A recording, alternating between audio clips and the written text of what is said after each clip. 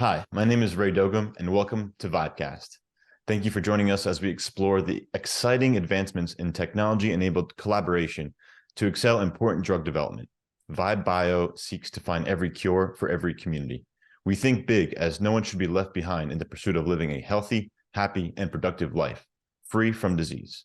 Collectively, we have the skills, we have the technology, and we have the passion. We now need the community catalyst to bring it all together. That's Vibe. We see a future where communities of biopharma experts and patients collaborate to identify high potential rare disease medicines and have the ability to access capital on demand to develop them. The Vibecast is our weekly informational podcast as we explore some of the hottest topics in drug development with some of the dynamic people that make up the Vibe community. Join us to learn, imagine, question, and help us identify and develop solutions together. Our guest today is Nadim Yacteen. Nadim created the Precedent Driven Innovation approach and applied it while consulting with pharmaceutical clients. He began his career with Johnson & Johnson and Novartis in a number of US and global strategic positions. He is also co-founder of Just Ask Lucy, which is a web-based tool for businesses and leaders to help them spark their own creative breakthroughs. Nadim currently teaches PDI at Stanford's Graduate School of Business Executive Education program, and he also co-designed and co-taught the Strategic Innovation Consulting Lab at Columbia Business School. Nadim, welcome to the show. How are you? Thank you, Ray. Great to be here. Awesome. I'm looking forward to your presentation today. So I'll let you take it from here and introduce yourself and talk about Precedent-Driven Innovation. Thanks, Ray. So as you mentioned, Precedent-Driven Innovation is an approach that I developed along with many leaders in this space. I think it's worth it maybe to step back and just talk about my journey, because Sure. My journey really led me to be doing this for the last 17 years. So I was fortunate to start my career at Johnson & Johnson, which I would say is one of the best cultures and best organizations, not just in healthcare, but in any organization. Great company to grow up in, amazing people, really cared deeply about patients, as the J&J credo clearly states. And I did many roles at J&J. I started in the field, like we say, carrying the bag, moved into sales management, ran the training department, then I moved into marketing. And all along that journey, Ray, we were told over and over, especially at J&J, where they were a bit ahead of the curve, we need to innovate to solve all of our really big existential threats facing healthcare. And there were many of them at the time. We're talking middle 90s. So we tried to do that. Myself, all my colleagues, we'd get in the room, we'd brainstorm, but we really didn't understand. I certainly didn't understand how innovation happens. How do you develop new ideas? How do you bring them to market? So that was something that really formed my thought perspective. Then I moved to Novartis, moved to Switzerland, was in a global role, much more strategic in nature, 5 to 20 year horizon, a lot of mergers and acquisition, entering the emerging markets. And also, very importantly, to the Vibecast and to the Vibe objective, we were assessing new compounds with high unmet need, many of them in rare disease that needed to be brought to market. But the same themes were appearing again and again. The same old conventional business models won't help. You really need to innovate. So when I finally decided to leave industry and come into consulting, I decided I really want to try to develop a strategic approach to innovation. Because at the time, we were using design thinking with firms like IDEO and What If, who are exceptional firms, right? Really great approach. But design thinking was developed for product design. Their first big client was Steve Jobs at IDEO, and they helped them design the original Mac. And they're really good at what they do. But as we try to apply that approach to strategic challenges and come up with strategic innovative solutions, it was a bit of a struggle. So first thing we did was read everything there was out there in the public space. And I came across a book called Strategic Intuition, written by Professor Bill Duggan at Columbia Business School. And man, did it really resonate with me, because essentially what Bill did was study several hundred years of innovation, innovative people, the greatest innovations of all time. And he saw many of the same patterns emerging over and over. And I'm going to talk about those in a minute. I have them outlined in a slide for your viewers and listeners. So we took those theories, we built an approach called the Precedent Driven Approach to Innovation, and we started applying it right away. At that time, I was at Navigant Consulting, a partner at Navigant, and we only worked in life sciences and biotech. That's all we did. So we start applying it to critical challenges in the biotech space. We had big clients like J&J and Pfizer and Novartis, and it was really, really great to apply that and help them. Then I went over to a firm called Booz. At the time, Booz was a premier management consulting firm. You had Booz, McKinsey, BCG, and Bain. And then we were applying this across every industry because it's completely agnostic. And then we got clients like Coca-Cola, Amazon, IKEA, Amex, but we also still did a lot in the healthcare space. And we also, as you mentioned earlier, we started to partner with Professor Duggan, and we took the approach we developed using his theories, and we designed and co-taught an innovation lab at Columbia Business School with the MBA students. And we were acquired. Booz was acquired by PwC. And so I stayed there for about 18 months while the acquisition was happening. And that's when we left and we started Recombinators in 2015. And we've been applying our precedent-driven approach across industries for the last 8 years. And also, as you mentioned, for the last 2.5 years, we've now been teaching our PDI at Stanford Graduate School of Business in the Executive Education Program. So that's my background, we can definitely go into more detail around the precedent-driven approach for your viewers. That's awesome. Thank you for sharing all that. And I know we're not going to get into the whole course today, but I think the highlights and summaries that you're going to provide is going to be very valuable to this audience. So yeah, thank you. Okay, so I'll just jump right in, Ray? Sure, let's jump right in. So this is a really cool slide. I'm sure many of your viewers will know what Google Ngram is, but it's one of the coolest apps. They essentially can, grab data from, Google has digitized most of the textbooks in the world, and you can research what was happening in history. So we look back in history, and as you would expect, business efficiency was the absolute priority for businesses throughout the majority of the 1900s. And it made sense, right? It was all about improving efficiency, getting more scale, improving the margin, because companies and industries were really able to insulate themselves, cost of capital, all of the expertise, the systems that they would build to really inoculate themselves from disruption. But that all started to change as the economy became global. Now capital was easier to access. Who would have guessed a tiny company like Dollar Shave Club could disrupt a dominant market leader like Gillette? Well, when they were able to get manufacturing done very quickly, contract manufacturing in other markets, and they were able to advertise directly to consumers, that really changed everything. And now innovation became the top priority, not only for startups who are looking to build a space and take from the market leaders, but also from market leaders who could be much more easily disrupted from startups. So, and you can see that, and to this day, still, over 90% of Fortune 500 companies have innovation as one of their top 3 priorities that will ensure their success. And this is highlighted in the left side of the screen, which was a great study by Accenture. And they found that that same exact number of CEOs and senior executives believe that their company's future success depends on their ability to innovate. And I want to stress something, Ray. This is not only product innovation. I'm not saying that product innovation isn't essential. It is. But innovation across the corporate continuum is essential. Strategic innovation, where you're facing critical challenges, for instance, in biotech, right? Lack of cost transparency, conflicting incentives across all the key stakeholder groups, innovating within a highly regulated system. These are all critical challenges amongst many others in biotech that require innovative thinking. However, as we say on this slide, we're facing an innovation crisis in biotech and in every industry. Almost that same 90% of CEOs in a PwC study of over 1,300 CEOs across 68 countries feel that their people and their organizations are unable to innovate. So we say, based on this disconnect between the high percentage who believe innovation will determine their success and also very high percentage who say currently they are unable to innovate at the corporate or individual level, an innovation crisis exists.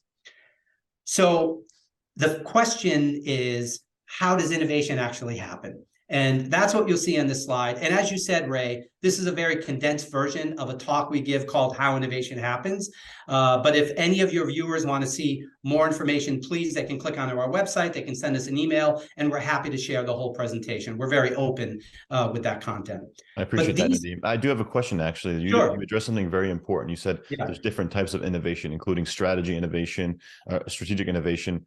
I was also thinking about process innovation, the way things are just done, the like process, internal companies, the processes that they have in order to get things done. That innovation can be kind of challenging because it would force these staff or employees to change the way they've been always doing things in the first place.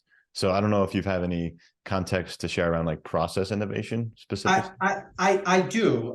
First of all, let me say, we believe in what you just said so much. We started an innovative operations practice, so processes, in 2022. So we believe that's the next frontier of innovation. But you're right, Ray. Clearly, Six Sigma, the Toyota 5Y, things like that have been exceptional tools for process innovation, but we would argue they're incremental in nature. And that's not a bad thing, but there's some really big efficiencies that we believe can be realized from a process perspective if you look across the whole supply chain, especially in biotech, Ray.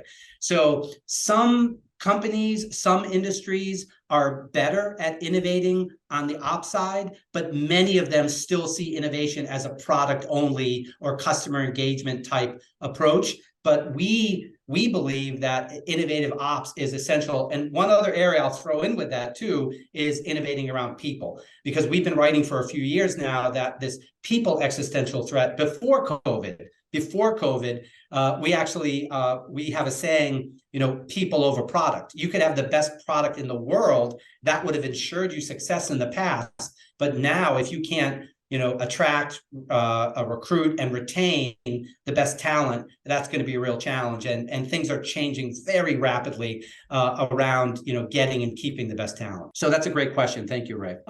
So back to the three, what we call fundamental realities about how innovation happens. These might not sound like rocket science, but when you think about them and apply them, it will really change the way conventional strategy is done. The first one is innovation begins with framing your critical challenge in a new way. This is very different than how I was taught in the corporate world, and many other people were taught in the corporate world, right? We really were looking at, yes, we would look at our challenges, we would do our SWOT analysis, but then we would go right into our conventional strategic planning process. But if you're facing a challenge that you've been trying to solve for 6 months, 12 months, 2 years, 3 years, and you've been addressing it conventionally over and over, you're really going to have to think about a different way to address that challenge. And the first step is framing the challenge in a new way. Einstein said if he had 60 minutes to solve the biggest problem in the world, he'd spend 55 minutes on the problem and 5 on the solution. That's the opposite of what I've seen in corporate America. You know the saying, your biggest strength can be your biggest weakness? What I love about the corporate world is there's a problem, especially in the American culture, we can fix it. Whatever it takes, we'll fix it. We'll figure out a solution. And that's a great thing. But if you've been trying to do it over and over, you really need to look at that problem in a new way. And this is also what we call the rub, Ray, because you remember earlier where we said the vast majority of companies and people want to innovate, but also that same 90% can't do it? We believe it's because of this. It's not because they're not really smart or they don't want to innovate, but it's so hard to look outside of your own expertise. Because I'll speak for myself, we deal with clients who have 10, 20 years of expertise in their respective domains. And it's so hard for them to look at their problem in a new way because they know it so deeply from every conventional angle. Once you've reframed your problem, then the second piece is what we call creative recombination, or another way of saying it, there's no such thing as a new idea. And Bill Duggan, Professor Duggan, did some amazing work in this space. And then we've been doing the research ourselves for the last 20 years. But what you'll find is some of the greatest innovations of all time were not new to the world ideas, but the people who had the brilliance to break the problem into pieces and then look in what we would call disparate places, not the obvious locations, but very disparate places for anyone, anytime, anywhere who solved the piece of the problem. And then the brilliance is, number one, recognizing those solutions as relevant to your situation, and then figuring out a way to recombine them and apply them today in your industry and your setting with your constraints.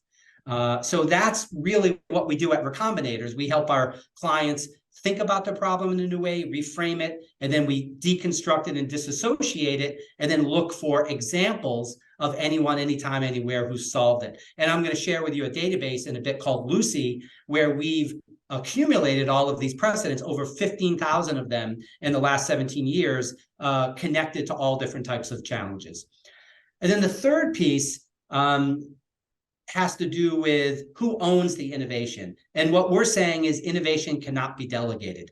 What we're not saying, Ray, is the CEO needs to work with a junior brand manager to solve that brand problem. What we are saying is if you have an enterprise existential threat that you are dealing with, then the senior team needs to be involved, not in just talking about the problem, but thinking about, you know, how you can come up with a creative solution, maybe absorbing some of these innovative precedents in different domains and working with your team to recombine them. Otherwise, people are going to bring you an idea, a really brilliant idea, and you're not going to see how it's relevant to your industry. The most obvious example of that is Howard Schultz with Starbucks. When, you know, a lot of people don't know that he worked at Starbucks. He didn't found it, and he brought the owners this concept of the Starbucks, you know, coffee shop, and they said, "You're crazy, Howard. That will never work in the U.S." And he tried for 18 months to convince them of that. They didn't accept it, and then he left and he developed the chain himself, and then he bought the logo later on. So that's the third principle, that you really need to be engaged in the idea being developed. And don't have a ton of time to go through this now, but there's so much evidence behind this. You see Bill Duggan on the business innovation on the bottom left of the screen. I already mentioned Bill and the great work he did and the book he wrote called Strategic Intuition. He leveraged some of the amazing work that Professor Kandel did, who won the Nobel Prize for figuring out how our brains really work, overturning the whole left brain, right brain concept, but doing what Professor Kandel called this, you know, memory banks in our brain. You're confronted with a problem, you're slightly distracted, and then your brain searches through all of your memory banks, and then you have these aha moments, right? So he did really groundbreaking work there. And then Lauren Nordgren, who we also worked with at Kellogg, who did a ton of work around the psychology of innovation and how you can embed that within an organization. So a lot of evidence underpinning this really cool approach. I like the key learnings on the slide, actually. Maybe we can go through them in some more detail, especially like I guess all of them, like the first one being there's no such thing as the analytical left and creative right brain. It's sort of like more of like a mesh, I would think. And then the second or the third point here, under stress, this is important. Under stress, your mind jumps to what you already know. And I think that's a situation a lot of people fall under, unfortunately. So you want to break that down a little bit more? Yeah, that's a great pickup, Ray. And that goes back to what I was saying earlier. Everyone's trying to innovate and they want to, but we get called in when nothing else has worked. So the stress level is extremely high.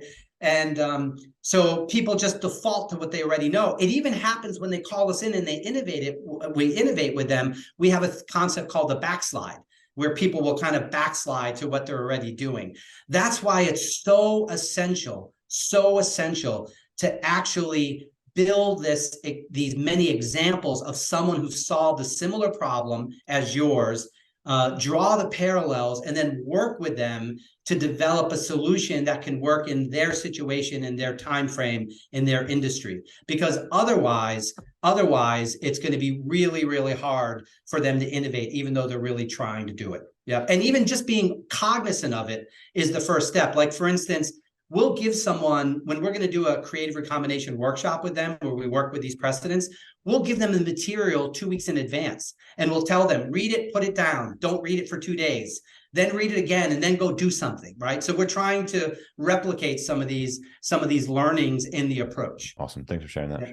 And the other one, since you brought it up, Ray, it's really important because I can't tell you how many times someone said to me, innovation is a new to world idea that's never happened before, right? And that's the bottom one. So inspiration comes from studying the past and the present, not from imagining the future.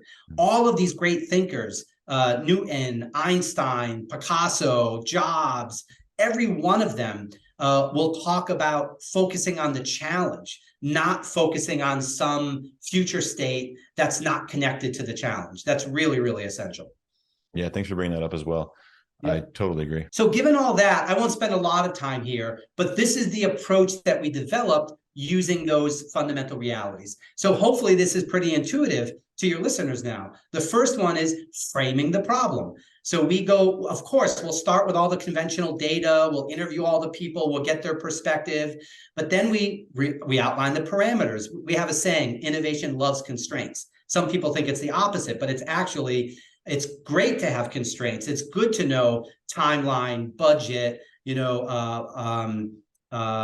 capabilities, things like that are really essential.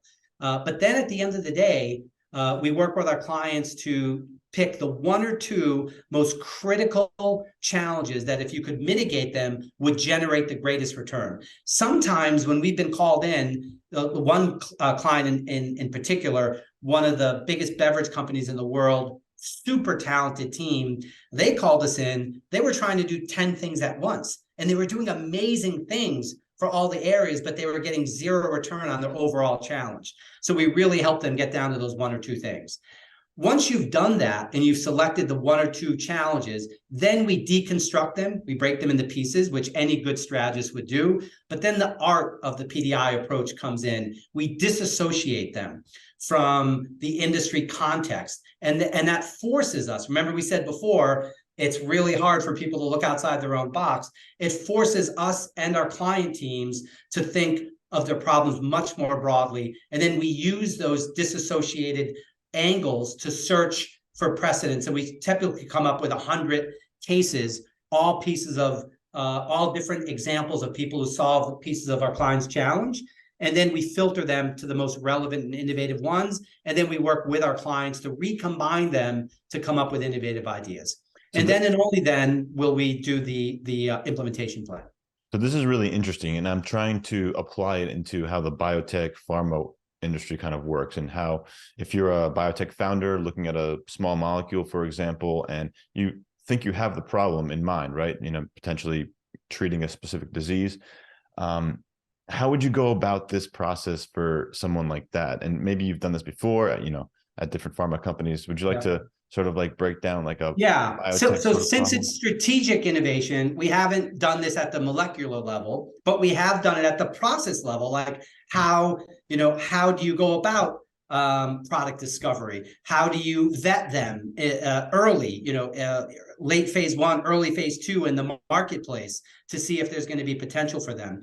But our really biggest areas have been once companies have a product or a process, or they need a better product or a process, we'll help them figure out what all the pain points are with their current product, customer engagement, their processes. We'll put it through this process. So we've done it for cell and gene therapy, which was a new to world business model, very new to world business model. Getting blood from a patient, turning it around in 3 days. Building it, getting it back to the patient, that was very innovative. We're doing it now in the psychedelic space. We've done it significantly in rare disease, where even patients or physicians will be seeing someone for years and not know they have this rare disease. So how could we get patients to physicians faster and help the physicians recognize that rare disease sooner so they could start getting treatment? So those are some of the challenges that we've applied this approach to. Yeah, absolutely. I think in the rare disease space, it's specifically very interesting because there are so many. It's like the long tail of diseases, right? There's many of them. However, few patients for each disease in most cases. So it's interesting. It's an interesting problem. Yeah, but it's completely agnostic. It works across industries. It works across functions. Like, if you're in manufacturing or in commercial or regulatory, or on the consumer side, retail, it's sales. It doesn't matter. We've used this for building skills development. Like, we've had a client say to us, we're marketing in the 21st century and we have 20th century marketers. So what do? We studied the greatest marketers of all time. And then we extracted the traits that they embodied, and then the specific strategies and tactics they used. And then we looked at this company and we saw what their needs were. And then we built an approach around that. But even skills development can be enhanced by using an approach like this. Yeah. And Ray, there's one thing I really want to say that's so important, especially with the whole left brain, right brain thing. I've been doing this a bit longer than you. I remember people would get designated. Oh, she's the creative one. Oh, he's the analytical one. And I'm not saying that some people aren't more creative or analytical, but to think that not everyone can be innovative, that's incorrect. Everyone can absolutely be creative and innovative if you follow the right approach. It's absolutely possible. Let me ask you a question. What do you think about the MBTI personality measurements, or the Myers-Briggs test? Well, I think they're awesome. They don't only, I think I had 4 or 5 of them when I was at J&J. You had so many of them, and they're super insightful, and there's so much you can learn about yourself. But then being able to check how innovative you are, maybe they can check, how well you understand these principles and apply them. Right? Because that's what Professor Duggan saw when he looked at the greatest innovators in history, which, by the way, let me go there. These great innovators, I think one of the things that made them so brilliant was they understood this in their prime, intuitively. You asked me a question like, what does strategic intuition mean? What does that mean in practice? Well, that means that first you understand you don't have the answers, but you really need to think about your problem. And then you need to be open, really open to finding inspiration in different places. Professor Duggan, his first class was called Napoleon's Glance. And I audited it after I got to know him. And I always heard how brilliant Napoleon was, but I never understood why. But then when I went through his class, I saw he studied military history, a millennia's worth of military history. He would go into battle knowing that conventionally he didn't have a chance. But then he would just look for situations that presented themselves in battle, and he would take lessons from 700 years ago and say, if I apply this in this situation, I'll have the upper hand. Right. So, and that's really what strategic intuition is, looking for those patterns and looking for those situations. And you can see whether it's Henry Ford or Einstein or Newton, my personal favorite, Picasso, great artists borrow good artists borrow and great artists steal. And contemporary thinkers too, like Jobs and Hastings, and Google was developed through a creative recombination as well. Right. So there's just examples all around. And we have several hundred examples of great thinkers who've understood this in their prime. Yep. Great list. Love this.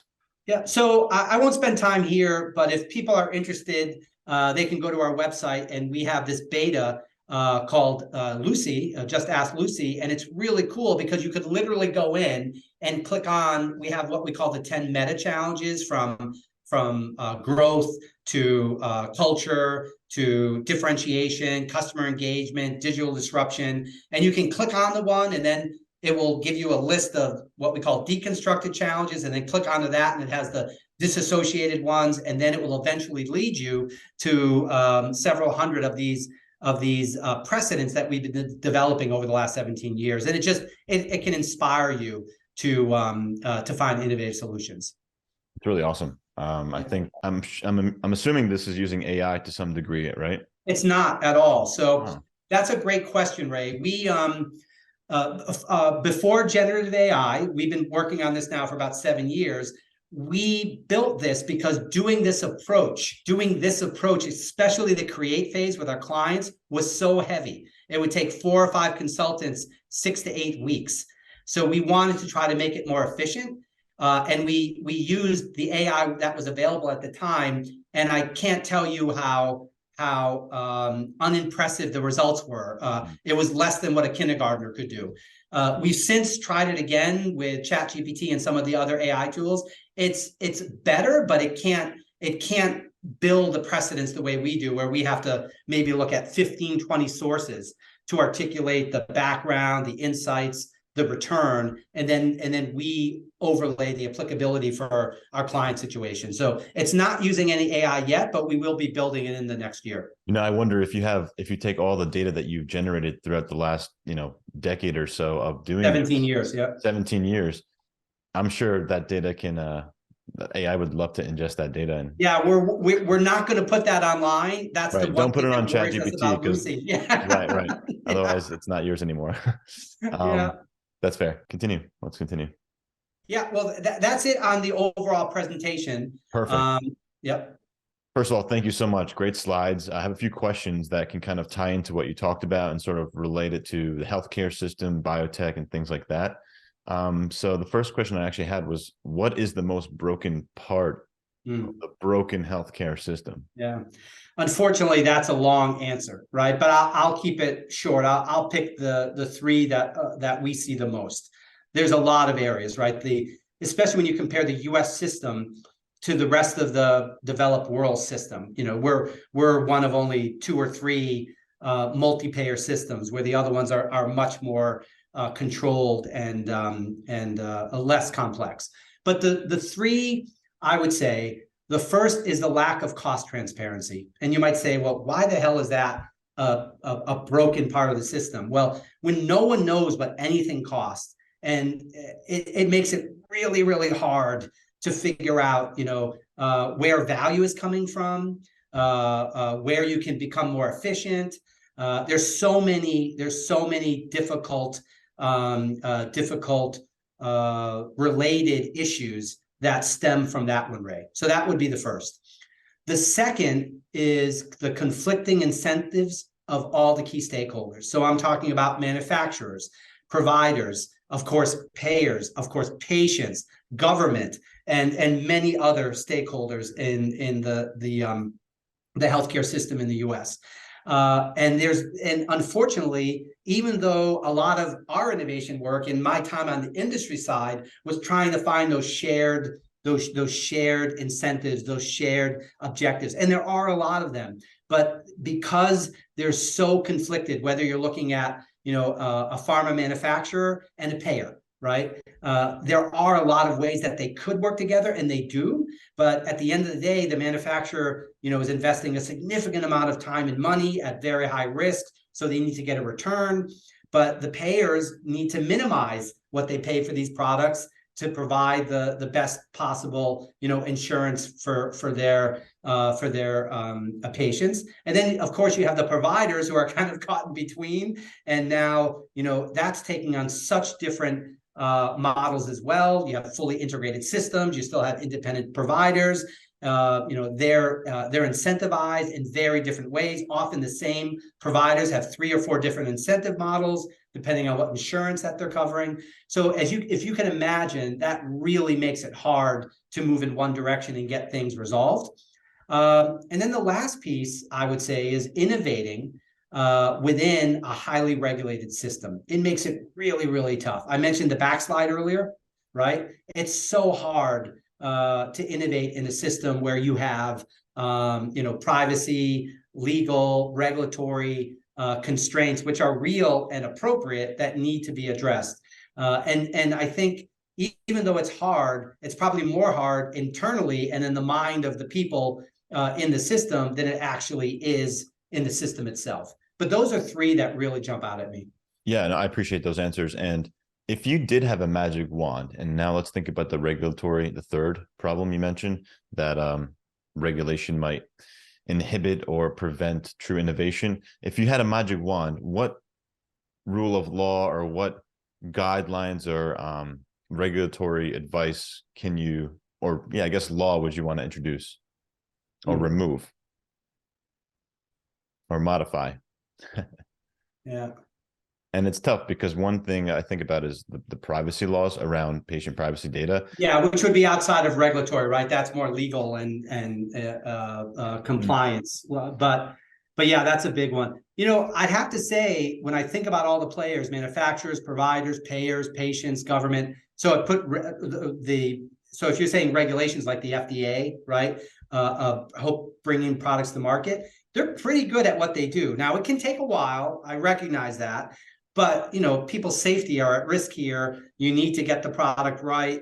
So you really have to be sure there. And they've done a great job, for instance, with rare disease, right? So I think the bigger challenges are, on the provider side, getting manufacturers and payers to work together, finding more innovative ways to get everyone insured, right? I think that's really an area where I think we have a huge room, a huge area for innovation, especially when the richest country in the history of the world has so many people who are uninsured and don't have access to medicines, which I know is a huge piece of the Vibecast and Bio's existence, right? And I believe that too. That was always a frustrating thing for me, even though the companies we work for always had compassionate clearance and did everything they could to make drugs available. It's very frustrating to see so many large numbers of people that don't have easy access to these medications. I think that's really where the most innovation needs to be done. Absolutely. Accessibility to treatments is huge. And I think we're getting better at it. I think even the digital revolution has helped with that. There are patient communities now that can connect across the country, across the world, sharing their experiences. And unless the manufacturer, the payer, and the government work together with that, it won't be achieved, right? Because that's why you see it in other countries. But those are very different markets with different philosophies. They're one market system, they're the one payer systems where the government pays for everything. And I don't know if the U.S. would ever adapt that model, but even if they didn't, if they could at least come together to ensure, minimal coverage. And I know with Medicaid and Medicare, you have that, but it's certainly not efficient, Ray. It's certainly not efficient. My next question, actually, you've addressed, but I think we can ask it anyways and see if you can clarify a little bit. What does it mean to innovate, and how can it be measured? I think the measuring part is interesting. Yeah, that's a good question. The second part is a little bit more complex than the first one. The first one, innovation is one of those things. It's even though everyone wants to innovate, when we engage them, people are very skeptical, and I get it. If I had a dime for every meeting I went into when I was on the industry side, and we put all the colorful stickies up on the wall and met for 4 hours and then nothing happened, and we called it an innovation workshop, right? So at the end of the day, innovation is finding a relatively innovative solution to a problem and implementing that problem in the market and seeing some return.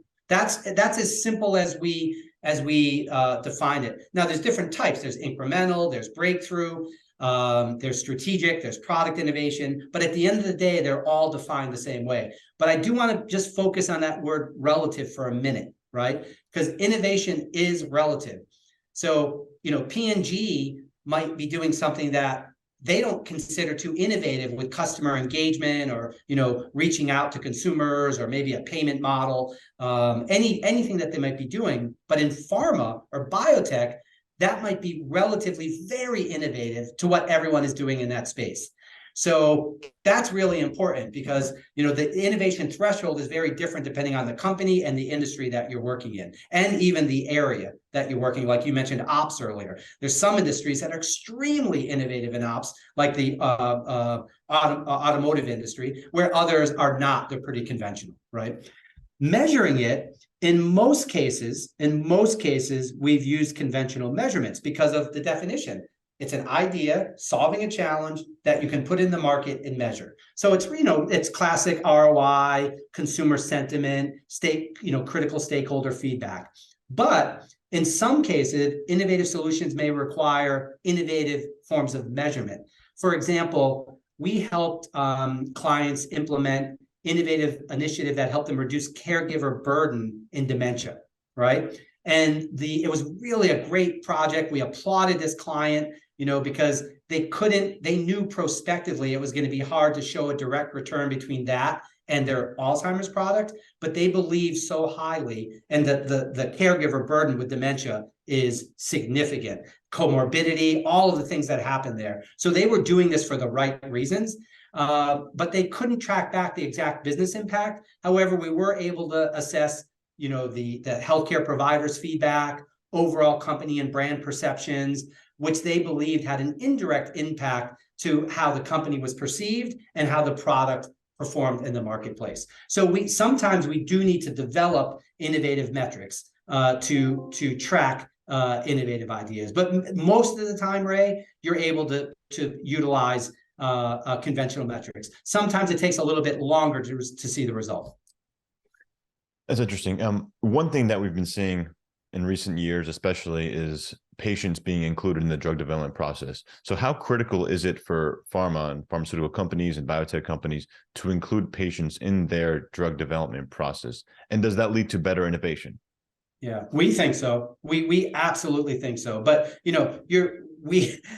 have a saying, we're innovative strategic partner, obsessed with with the end user, with the consumer. So yes, we think it's essential. Not only in primarily it's done from a disease state perspective. You have to understand the disease from every angle to build products for it, and then to do clinical trials. And manufacturers do that very well. But I think understanding it more holistically, everything they're going through in their lives, their caregivers and their families, things like that, including those things, would certainly lead to not only better products, but certainly better processes, access to medicine, some of the bolt-on areas where we've been focusing a lot of our innovative efforts, especially in the last 5 to 7 years. When you look at digital enhancements to medications or digital apps that are getting approved now by the FDA, things like that, I think you would recognize the need for them much earlier in the process, and really even getting product to market, the patient support programs. These large manufacturers spend hundreds of millions of dollars on these patient support programs, hundreds of millions of dollars. We do a lot of innovation within those programs. So imagine how much better those programs can be designed earlier in the process, and their patients and their families would get so much return from them. And it would be a win-win for the manufacturer as well. So we couldn't agree with that statement more, that not just looking at the disease, but really looking at the patient and their family and their community is going to lead to much better solutions. Yeah, absolutely. And one area within that process is the clinical trials, phase 1, 2, and 3. Getting the right patients to find that trial and be part of it is actually rather difficult. It's not as easy as you would imagine for some indications specifically, and especially in rare disease. Especially in rare disease. You took the words out of my mouth. Yeah. Right. And I think that, being able to identify these people and know who they are more effectively is something of a problem in the industry. So what innovation techniques can we think about even right now to kind of catalyze more? I can't share the client name. I wish I could, because I'm so proud of the work they did, and we helped them with this. But using advanced AI techniques to identify patients with rare disease who, some rare diseases are very obvious, and everyone knows right away what the rare diseases are. We did a big project in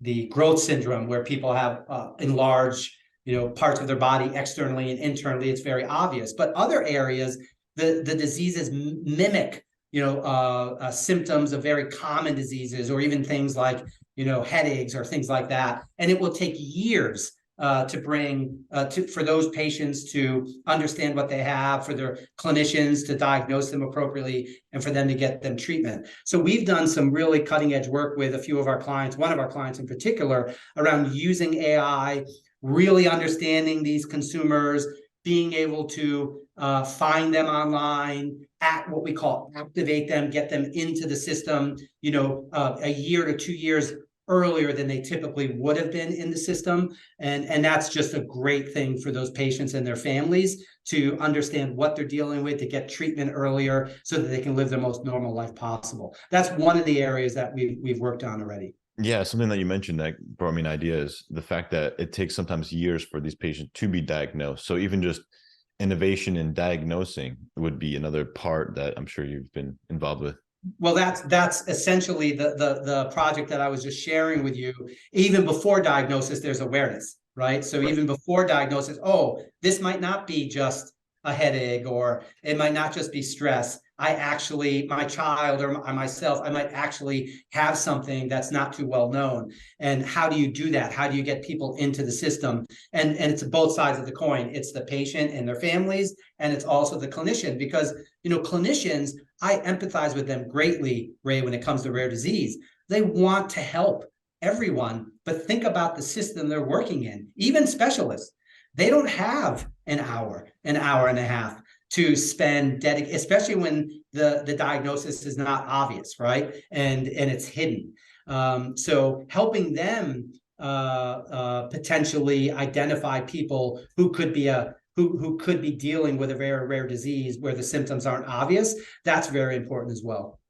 You mentioned earlier today in this conversation that you're working in the psychedelic space as well, so you're helping some clients in the psychedelic space. Yeah. Do you mind going into more detail about that? And since it's such a new area, well, it's currently new. It used to be new like 40 years ago, but now it's making a comeback. Well, right? it was never regulated. It never had FDA approval. There's one product now, S-ketamine at J&J at Janssen, that has approval. But as you know, ketamine, they have these ketamine centers all over the country, I believe, over 500 of them. But you're going to see them starting to fold because they're unregulated. But now you have companies out there like MindMed and Compass. There's a few companies where you have amazing people who've been at the forefront of this space for decades, and they recognize how much benefit some of these psychedelics like a ketamine or an LSD or others can have with people who are struggling with severe depression, post-traumatic stress disorder, anxiety, some really, really severe problems where people have not been able to function for a long time. And now these products are starting to be studied in formal clinical trials, and we're helping one of those companies figure out, what's the best way to bring this product to market. Because think about it, Ray, now most products you either take with a pill, some you take with infusion, some you might have some level of oversight, whether it's an infusion center, but this one requires a lot of really specific, unique situations. The physician needs to understand the consumer, the patient, the patient's family. You have to be monitored anywhere from 2 to 6 to 8 hours. The people who are monitoring you need to have a very specific skill set. And then it's the post-treatment follow-up. So we're trying to figure out what is the best model that's the best for the patient, the best for the healthcare system, the best for the manufacturer. We're trying to help develop that model that's scalable, right? Because this is going to have to be scalable throughout the country. So that's what we're working on now, but it's early days. None of these products are approved, but they're all entering phase 3 later this year and early next year. So you can expect them in the market probably in 2.5 years or so. Very interesting. Thanks for sharing that. Yeah. What kind of innovation are you seeing in the biotech funding landscape? So just the ability for young companies, early stage companies, to have the right amount of money to actually perform the research and do the development work necessary to get drugs in the pipeline. You're still seeing it at the product level, Ray. When you think about pharma, right? Think about how pharma's evolved. It went from mass market products, then it went to specialty products, and then it moved to oncology, right? And then rare disease, right? And now you have like cell and gene therapy, right? And then you're going to start seeing things like the psychedelics and others. So we did an assessment about 6 months ago about where all the funding is going, and the CGT, the cell and gene therapy, it looks like the biggest heat map you've ever seen, right? There's just so much funding, billions and billions of dollars are coming into this space because investors. On some level, certainly they want to do right by patients, but they need to look at return as well. And when you look at the price point and the profit margin, that's why pharma has evolved from mass market to these highly specialized areas. That's where you see most of the money going. You also see a lot in rare disease as well. And then you're also seeing some in digital therapies. But I have to say, Ray, we've done a lot of work in the digital therapy space over the last 5 to 7 years. And many of those products while very promising and they brought real benefits to patients, they weren't able to monetize that because the system's just not ready for it. You know, we talked about all the challenges earlier, the payer system and everything like that, and the regulations and how you get reimbursed for things like this. They just, most of them have not seen a return, but you're seeing a lot of funding happening there as well. Very interesting. Do you think that like the recent economic downturn, you can say, has affected funding in biotech? I know like there are many companies that use, for example, SVB or Silicon Valley Bank as their primary banking institution. So I'm wondering if any of that financial industry chaos is affecting biotech funding from your perspective. And I know you're not. Yeah, I don't think so. Maybe some of the biotechs out in California for sure.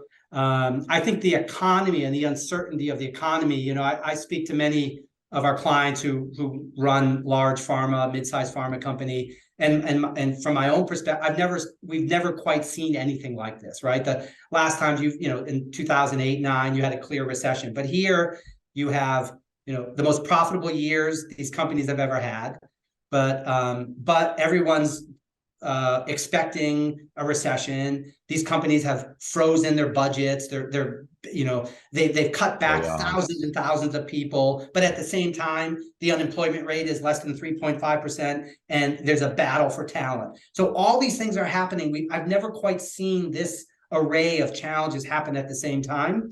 So, the good companies are always going to invest. If they see a good asset with tremendous potential, they're going to acquire that. And the big companies have access to capital a lot of different places. But I think the smaller biotechs would probably be affected by it more than the mid and large companies. Fantastic. Nadim, I just want to thank you so much again for joining the Vibecast today. Really appreciate it. Your insights were phenomenal, very interesting and engaging. So thanks for sharing more about your experience and the Precedent Driven Innovation model. Is there anything else you'd like to share with the audience? No, thanks for having us, Ray. Really appreciate it. And good luck on your end. You guys, I really believe in what Vibe Bio is about, and we wish you the best of luck, and hopefully we can collaborate together in the future. Fantastic. Thank you. Okay, bye-bye.